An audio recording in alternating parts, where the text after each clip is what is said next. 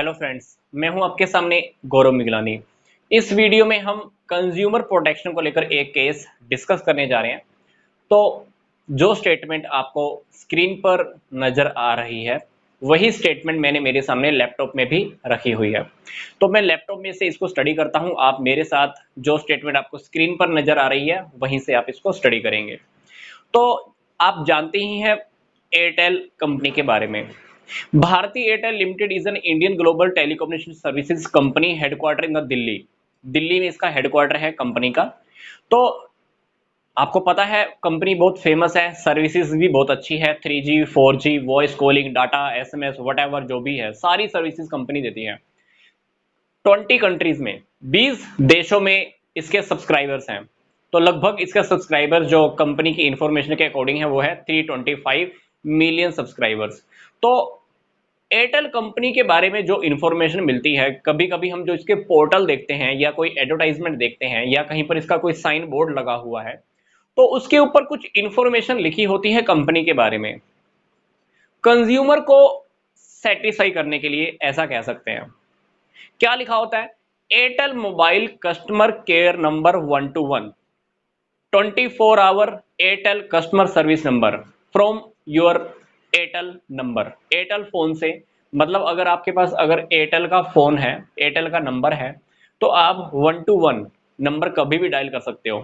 आपको कभी कोई इशू है कंपनी को लेकर, सिग्नल नहीं आ रहे हैं, SMS नहीं जा रहे हैं, वट जो भी इशू है, तो आप 121 के ऊपर कभी भी कॉल करो। ये कॉलिंग आप 24 आवर्स कभी भी कर सकते हो, तो आपकी बात सुनी जाती है। इन द केस कोई ऐसी केस है, मान लो आपने 121 पे कॉल किया, आप सेटिस्फाई नहीं होते हो, तो कंपनी ने एक ऑप्शन और भी दिया हुआ है फिर हायर अथॉरिटी का, उसको हम बोलते हैं नोडल ऑफिसर्स। मतलब आपने स्टार्टिंग में 121 पे कॉल किया, आपको वहां से जो इंफॉर्मेशन मिली वहां से मान लो आप सेटिस्फाई नहीं हो, तो आप कंप्लेन कहां पे करोगे? अब नोडल ऑफिसर्स को करोगे। नोडल ऑफिसर को कंप्लेन करते हुए आपको पहले वाली कंप्लेन का कंप्लेन नंबर बताना होगा, रेफरेंस देना होगा, डिटेल देनी होगी कि आपको वहां से क्या बात उन्होंने बताई। तो वो सारी बातें आपको नोडल ऑफिसर को बतानी होगी। ठीक है, सिंपल सी बात है, मैं आपको फिर से रिपीट कर रहा हूं। कंपनी का, हर कंपनी का नंबर होता है कस्टमर केयर का, वही कस्टमर केयर का नंबर एयरटेल कंपनी ने दिया हुआ 121। कोई प्रॉब्लम है 121 पे कॉल कीजिए।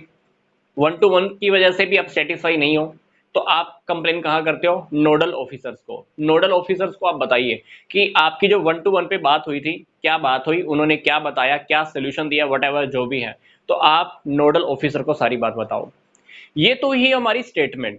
अब इस पूरी की पूरी स्टेटमेंट में हमसे ये पूछा जा रहा है, identify and explain the right of the consumer being fulfilled by company.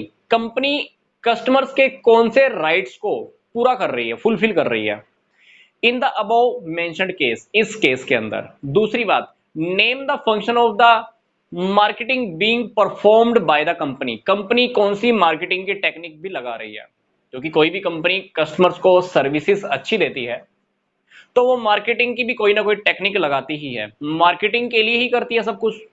तो आपको पहली बात तो यही बतानी है कि कौन सी बात ऐसी है कंपनी जो कस्टमर्स के लिए पूरा कर रही है। दूसरी बात, कौन सी मार्केटिंग की टेक्निक्स कंपनी फॉलो कर रही है कस्टमर को सेटिस्फाई करने के लिए।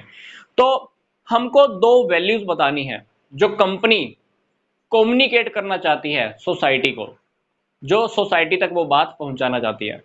तो सिंपल सी बात है, हमारे साथ प्रॉब्लम है, हमने किसी कंपनी के प्रोडक्ट, गुड्स या सर्विसेज को परचेज किया, अगर हम उससे सेटिस्फाई नहीं होते हैं, हम उसकी कंप्लेन करना चाहते हैं कहीं ना कहीं, तो कंपनी ने आपको देखो ओपन ऑफर दिया हुआ है कि अगर आप हमारी सर्विसेज को लेकर सेटिस्फाई नहीं हो तो आप 121 पर कॉल कर सकते हो।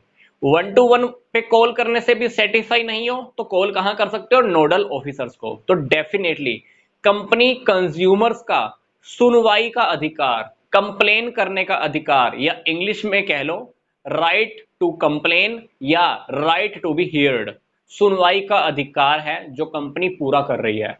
आपको वो एक राइट दे रही है, आपको वो एक राइट दे रही है, और ये राइट हम सबके पास पहले से ही है। अब उस राइट को प्रयोग करना हमारे हाथ में है।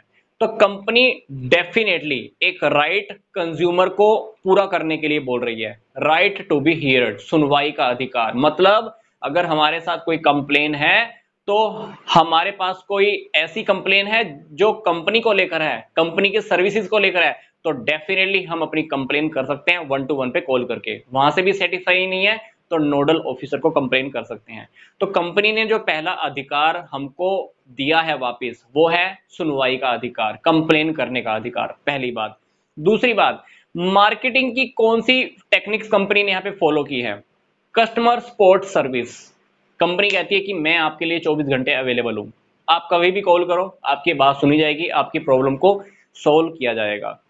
दूसरी बात हो गई। तीसरी बात, कौन सी दो वैल्यूज हैं जो कंपनी सोसाइटी तक कम्युनिकेट करना चाहती है? पहली बात, कंसर्न फॉर कंज्यूमर्स, कि हम कस्टमर्स की चिंता करते हैं। कस्टमर्स की चिंता, हमारी चिंता। कंपनी ये लोगों को, सोसाइटी को बताना चाहती है कि हमारा कंज्यूमर अगर हमसे सेटिस्फाई नहीं है तो उसकी प्रॉब्लम्स का समाधान करना, इंस्टेंट उसकी प्रॉब्लम को सोल्व करना हमारा काम है। पहली वैल्यू। दूसरी वैल्यू क्या? रिस्पेक्ट फॉर लॉ, कानून का पालन करती है, कानून का सम्मान करती है।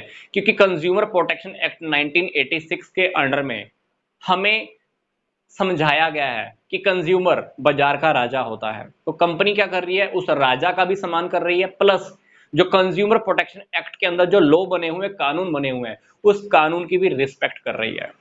तो इस केस के अंदर तीन बातें मैं आपको फिर से रिपीट कर रहा हूं। कस्टमर को क्या मिल रहा है? सुनवाई का अधिकार। कंपनी कौन सी मार्केटिंग टेक्निक फॉलो कर रही है? Customer support service. तीसरी बात, दो वैल्यूज कौन सी हैं कि कंपनी को कस्टमर्स की चिंता है। दूसरी बात, कंपनी लॉ की रिस्पेक्ट करती है, कानून का सम्मान करती है, कानून का आदर करती है।